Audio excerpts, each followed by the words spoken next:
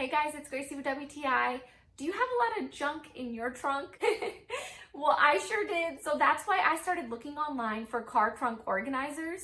And out of all the different organizers I saw, I decided to go with this one from Fortem for 3 different reasons. First off, I love the extra large size because it provides me with so much room to store a variety of my things.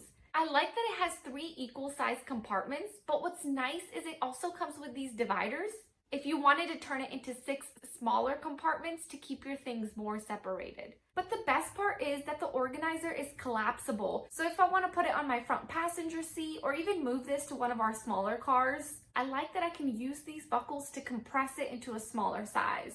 The second thing I love is this non-slip bottom. I just hate when things are moving around in my car while I'm driving, so I love the fact that this stays in place no matter how fast I go around a curve.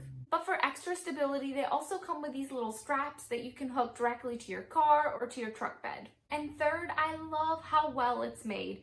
Every corner is stitched very, very well. The mesh pockets are stronger than average. The whole base and the dividers are super sturdy. They don't feel flimsy at all. And even the handles are strong, which makes moving this around much easier even when it's fully loaded with my stuff.